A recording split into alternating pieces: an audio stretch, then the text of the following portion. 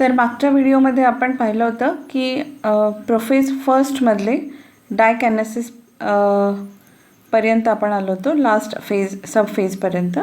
आता प्रोफेजच्या एंडला काय सिच्युएशन दिसते आपल्याला प्रोफेजमध्ये. By the end of prophase first we can see the spindle has formed. या ठिकाणी स्पिंडल फायबर फॉर्मेशन व्हायला सुरुवात होते की जे प्रोटीन्सचे बनलेले असतात. द न्यूक्लिअर मेम्ब्रेन हॅज व्हेजिक्युलराइज्ड, म्हणजे या ठिकाणी न्यूक्लिअर मेम्ब्रेन जे आहे ते हळूहळू नाहीसं व्हायला लागलेलं आहे किंवा व्हायला लागतं. न्यूक्लिओलाय हॅव डिसइंटिग्रेटेड, ते नाहीसं होतं या ठिकाणी. Homologous chromosomes are attached by their kinetochores to spindle fibres from opposite poles. म्हणजे जे आपण मागच्या वेळेस पाहिलं होतं की स्पिंडल फायबर्स जे आहेत त्या ठिकाणी कायनेटोकोर जे आहेत क्रोमोसोमचे, एक minute, suppose these are spindle fibres आणि क्रोमोसोम्स जे आहेत या ठिकाणी जे इक्वेटोरला येतात त्यांना जोडणारं जे मध्ये कायनेटोकोर असतं याला हे स्पिंडल फायबर्स असे अटॅच होतात. ही प्रोसेस ॲक्च्युली मेटाफेजमध्ये आहे, परंतु स्पिंडल फायबर फॉर्मेशन जे आहे ते या ठिकाणी स्टार्ट होतं की जे ही प्रोसेस आपल्याला दाखवणार आहे. Homologous chromosomes are held together only by chiasmata. या ठिकाणी आता होमोलोगस क्रोमोसोम्स जे आहेत ते फक्त ते छोटेसे, आपण जे लास्ट फेजमध्ये म्हणजे डायकॅनेसिसमध्ये पाहिलं होतं की एंडला ते थोडेसे जोडलेले अटॅच असतात, तर ते या ठिकाणीही आपल्याला दिसतात. The site where the crossing over occurs, ज्या ठिकाणी क्रॉसिंग ओव्हर झालेलं आहे अशा ठिकाणी आपल्याला ते थोडेसे एकमेकांना जोडलेले दिसतात. आता पुढची जी फेज आहे मिओसिस 1. मिओसिस चे 2 पार्ट मी तुम्हाला सांगितले होते की मिओसिस 1, मिओसिस 2 असे आहेत. आणि ह्या दोन्ही पार्ट्समध्ये ह्या सगळे प्रोफेज, मेटाफेज, एनाफेज, टिलोफेज हे 4ही आपल्याला त्या ठिकाणी फेजेस दिसतात. आणि त्यांना फर्स्ट पार्टला 1 असं म्हटलं जातं, म्हणजे प्रोफेज 1, मेटाफेज 1, एनाफेज 1, टिलोफेज 1. आणि 2 किंवा सेकंड पार्ट जो आहे मिओसिसचा त्याला prophase 2, metaphase 2, anaphase 2 and telophase 2 असं म्हटलं जातं. आता आपण बघत आहोत मेटाफेज 1. मेटाफेज 1 जे काही मेन इव्हेंट्स आहेत ते मायटॉसिससारखेच आपल्याला याच्यात दिसतात, फक्त या ठिकाणी जे क्रॉसिंग ओव्हर झालेले जे क्रोमोसोम्स आहेत त्यांच्यामध्ये ही प्रोसेस चालू असते. Here you can see the centrioli has reach the poles. म्हणजे सेंट्रिओलाय आपण बघितलं, मी जे तुम्हाला मागच्या डायग्राममध्ये सांगितलं होतं की सेंट्रिओल्सचं डिवायडेशन झालं आणि ते या टोकाला आले आणि या टोकाला आलेले आहेत. 2 अपोजिट पोलला ते या ठिकाणी आलेले दिसतात. Homologous pair are present at the equator. Equator म्हणजे हा अक्ष जो आहे मध्ये आडवा, त्या ठिकाणी तुम्हाला सगळे हे क्रोमोझोम्स ऑरेंज कलरमध्ये आणि ब्लू कलरमध्ये इथे दिसतात आडवे असे. The two chromosomes attach to 1 spindle fibre by means of the kinetochore of the centromere. या ठिकाणी कायनेटोकोरच्या साह्याने दोन्ही साईडनी स्पिंडल फायबर अटॅच झालेले आहेत. म्हणजे हे क्रोमोझोम हे असे आहेत, या ठिकाणी कायनेटोकोर आहे आणि इकडून एक स्पिंडल फायबर आणि इकडून एक स्पिंडल फायबर असा अटॅच झालेला या ठिकाणी तुम्हाला दिसतो. तर ही आहे मेटाफेज की ज्या ठिकाणी तुम्हाला दिसतं की सगळे क्रोमोझोम्स हे इक्वेटोरला आलेले आहेत. Okay, then next phase that is anaphase. एनाफेजमध्ये आपण बघू शकतो की जे क्रोमोझोम्स इक्वेटोरला आलेले होते देअर वेअर 6 क्रोमोझोम्स. ॲक्च्युली इथे जर तुम्ही पाहिलं तर 6 क्रोमोझोम्स आहेत, 1, 2 आणि 3 अशा प्रकारे. म्हणजे 1, 2 आणि 3, वरतीसुद्धा 1, 2 आणि 3 असे 6 क्रोमोझोम्स आहेत. तर हे 6 क्रोमोझोम्स जे आहेत ते एनाफेजमध्ये बघा तुम्ही इथे की जे मायटॉसिसमध्ये पाहिलं आपण तेच या ठिकाणी प्रोसेस सुरू होते. That is spindle fibre formation start shrinking. म्हणजे या ठिकाणी स्पिंडल्स जे आहेत जे तणावे जे होते हे जे सेंट्रिओलपासनं असे आलेले, तर हे श्रिंक व्हायला सुरुवात होते आणि त्यांना असणारे जे क्रोमोझोम्स आहेत ते या ठिकाणी अटॅच असतात अशा पद्धतीने. आता हे फायबर्स श्रिंक व्हायला लागल्यामुळे किंवा हेही फायबर्स श्रिंक व्हायला लागल्यामुळे काय होतं, तर हे दोन्ही साईडचे जे क्रोमोझोम्स आहेत, म्हणजे या साईडचे आणि या साईडचे, हे अपोजिट पोलला खेचले जातात, ओढले जातात. जे तुम्ही इथे बघू शकता, हे इकडे 3 गेलेले आहेत आणि इकडे 3 गेलेले आहेत. या प्रोसेसमध्येच या फेजमध्येच आपण मायटॉसिसमधलं जे ॲनाफेज आहे त्यामध्ये तुम्ही पाहिलं आहे की या ठिकाणी स्प्लिटिंग झालं होतं. म्हणजे बघा की क्रोमोझोम, आता मी हा जो काढलेला क्रोमोझोम आहे हा मी मायटॉसिसचा काढते. तर या ठिकाणी हे जे 2 क्रोमोझोम होते ह्यांच्यामधला मी सांगितलं होतं की हे सेंट्रोमियर तुटतं आणि याचा अर्धा पार्ट इकडे जातो आणि अर्धा पार्ट इकडे जातो.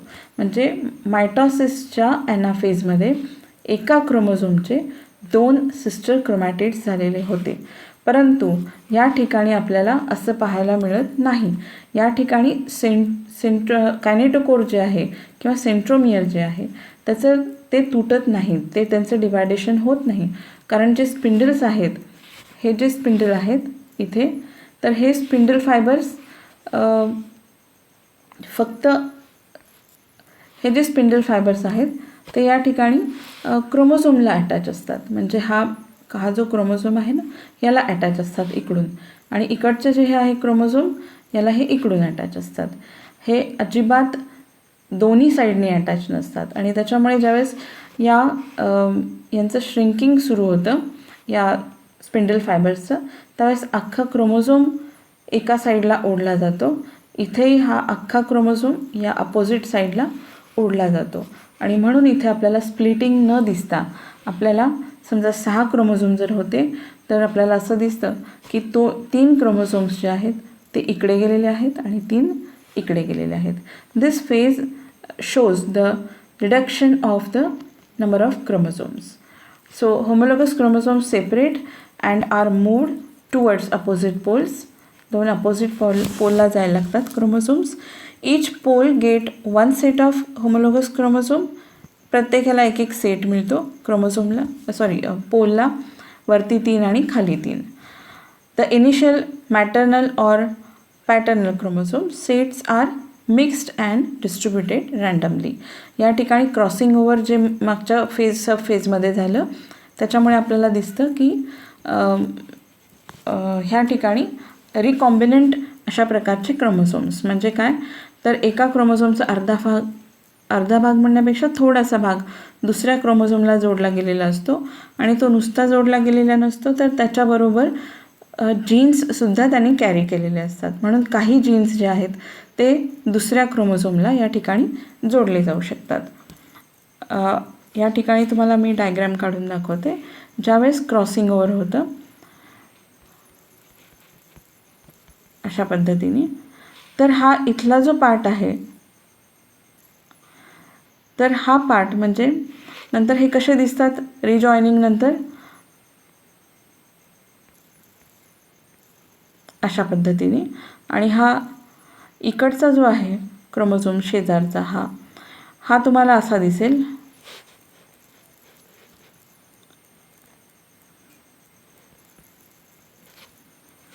ओके, तर हा पार्ट जो आहे हा या क्रोमोझोमचा आहे आणि याचा हा पार्ट जो आहे तो या क्रोमोझोमचा आहे. म्हणजेच या ठिकाणी तुम्हाला रिकॉम्बिनेशन झालेलं दिसतं. याचे काही कॅरेक्टर्स जीन्स या क्रोमोझोमवर गेलेले असतात आणि ह्याचे काही जीन्स बरोबर कॅरेक्टर घेऊन या क्रोमोझोमला अटॅच झालेले असतात. आणि म्हणून आपल्याला या ठिकाणी रिकॉम्बिनेशन किंवा कॅरेक्टरचं मिक्सिंग दिसतं. Next phase is telophase 1. Here the spindle fibres disintegrate म्हणजे नाहीसे होतात. द क्रोमोझोम्स पार्शली डिकंडेन्स, म्हणजे हळूहळू क्रोमोझोम्स जे आहेत त्यांचं कॉइलिंग जे आहे, the coiling of the chromosome or you can say the chromosome get uncoiled, and so they again become thin, invisible at the end of telophase and thin also. Nuclear membranes may form around the genetic material. या ठिकाणी जे genetic material म्हणजे chromosomes होते त्यांच्याभोवती nuclear मेम्ब्रेनसुद्धा तयार व्हायला सुरुवात होते आणि सायटोकायनेसिस पूर्ण होत नाही पण स्टार्ट होतं ह्या ठिकाणी. And you can see 2 cells are formed at the end of telophase 1. या ठिकाणी पूर्ण तयार नसतात झालेले, परंतु या ठिकाणी 2 सेल्स तुम्हाला, 2 सेल म्हणण्यापेक्षा एका सेलमध्येच 2 सेल नाही तयार होत सॉरी, पण एका सेलमध्ये 2 न्यूक्लियस असल्याचं या ठिकाणी तुम्हाला दिसून येतं टेलोफेज 1मध्ये. त्यानंतर मिओसिस 2 और सेकंड मिओटिक डिव्हिजन. या ठिकाणी जर पाहिलं तर इंटरफेस जी आहे ती, here the interface is very less time consuming और देर इज नो इंटरफेस किंवा नसतेच काहीमध्ये. अँड दिस फेज और this meiosis second division is exactly similar to mitosis. Same to same हे कशासारखं आहे, मायटॉसिससारखं आहे. फक्त हे कशामध्ये चालतं की 2 जे आपण बघितलं मागच्या स्लाईडमध्ये, हे जे 2 न्यूक्लियस आहेत एका सेलमध्ये असणारे हे आणि हे, ह्या दोन्हीमध्ये सायमल्टेनियसली हे चालू असतं. आता तुम्ही बघितलं असेल की ह्या जो सेल आहे हा संपूर्ण सेल फक्त मध्ये एक खाच निर्माण झाल्यासारखे दिसते. इथे तुम्हाला पूर्ण डिव्हिजन झालेलं नाही आहे, सायटोप्लाझमिक डिव्हिजन. आता या ठिकाणी काय आहे की पेरेंट सेलमध्ये होते 6 क्रोमोझोम्स, इथे मात्र तुम्हाला दिसत आहेत इथे 3 आहेत आणि इथे 3 आहेत. म्हणजेच क्रोमोझोम नंबर, जे टोटल क्रोमोझोम नंबर होते ते इथे रिड्यूस झालेले आहेत, अर्धे झालेले आहेत. They are reduce to half of the total number. Hence this division is called as reductional division. आता आपण मिओसिस 2 बघत होतो. मिओसिस 2मध्ये 4 फेजेस आहेत आणि मी तुम्हाला सांगितलं it is exactly similar to mitosis.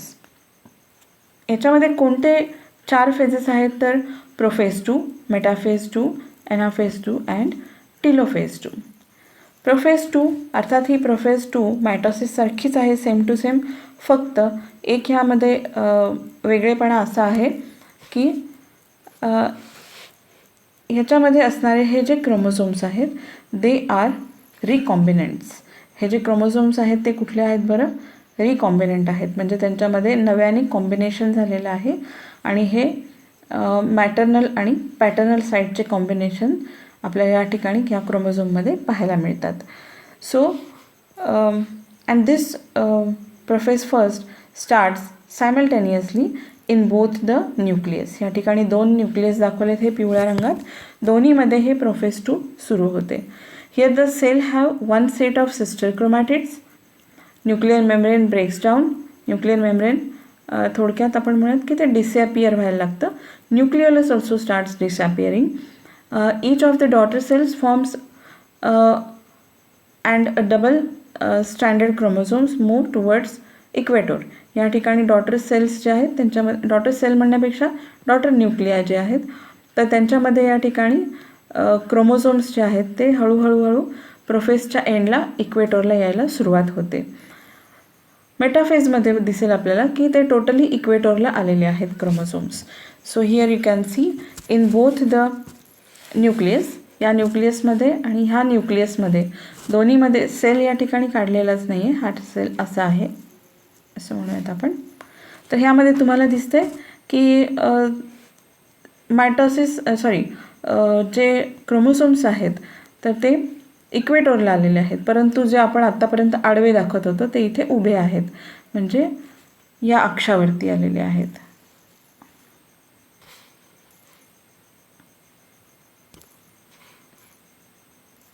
अशा प्रकारे उभ्या अक्षावरती आलेले आहेत.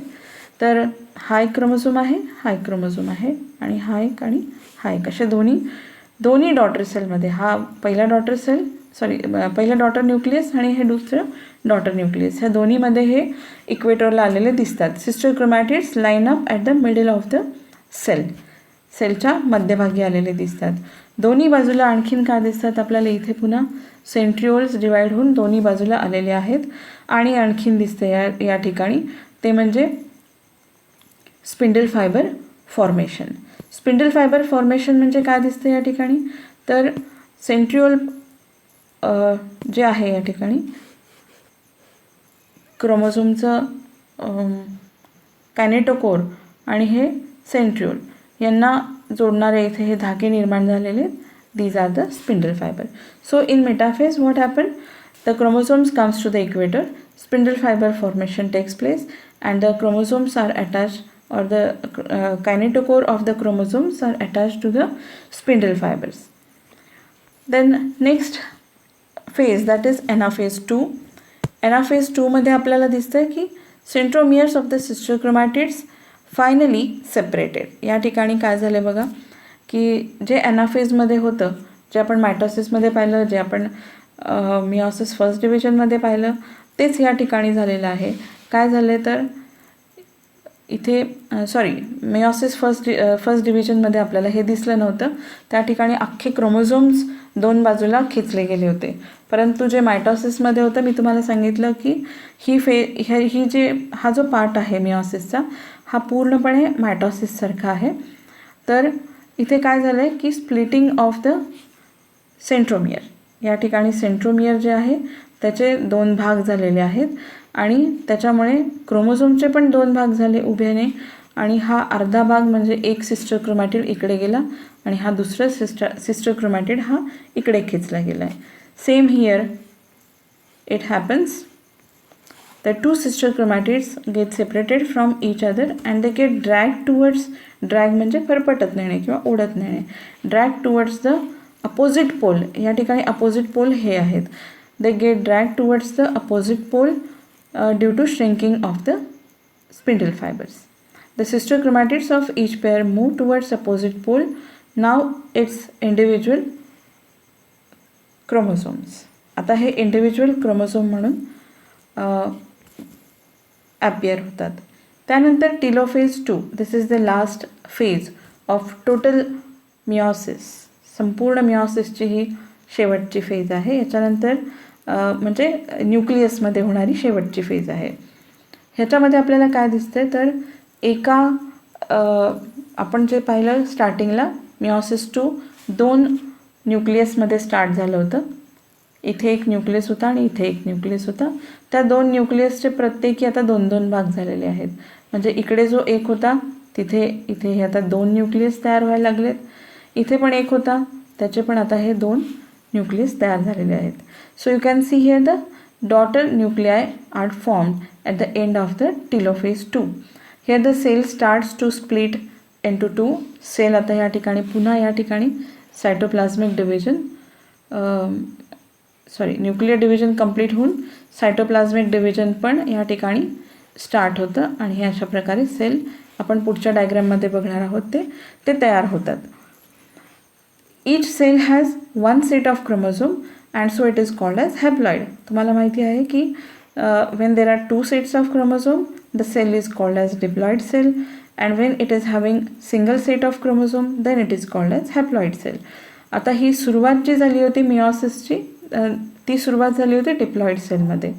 The start of meiosis was from diploid cell and at the end of meiosis they form haploid cells. Nuclei form at opposite poles of the cell and cytokinesis occurs at the end of the telophase 2. After completion of cytokinesis, there are 4 daughter cells. They are all haploid structures. Here you can see, आता इथे तुम्ही बघू शकता की cytokinesis complete झालेलं आहे. म्हणजे सायटोप्लाझमिक डिव्हिजनसुद्धा complete झालेलं आहे आणि म्हणून तुम्हाला इथे 4 सेल्स तयार झालेले दिसतात. 1, 2, 3 आणि 4 विथ सिंगल न्यूक्लियस. प्रत्येकामध्ये एक एक न्यूक्लियस आहे इथे. आणि हे न्यूक्लियस जर तुम्ही बघितलं तर याच्यामध्ये तुम्हाला रिकॉम्बिनंट क्रोमोझोम्स दिसतील बघा. म्हणजे हे या ठिकाणी दिसू शकतं की हे जे क्रोमोझोम्स आहेत मधले, तर त्यांचा थोडा थोडा भाग जो आहे तो तुटून दुसऱ्या क्रोमोझोमला लागला गेलेला आहे. यामध्ये दिसते तुम्हाला आणि याच्यामध्ये पण दिसत आहे. याला ब्लू कलरचे छोटे छोटे पार्ट लागलेले आहेत या क्रोमोझोम्सना आणि इथे बघितले तर हे ब्राऊन कलरचे ब्लू कलरला जोडलेले दिसतात. Cytokinesis results in 4 haploid cells and each are with haploid number or single set of chromosome. Then the final result of this all meiotic division, it gives 4 cells containing haploid sets of chromosome. In animals, it developed directly into gametes, sperm and eggs. Sperm and eggs हे animals मध्ये होतात direct division होऊन. The plants, fungi and many protists divide आता ह्या ठिकाणी meiosis जे आहे हे आपल्याला इथे कंप्लीट झालेलं दिसतं.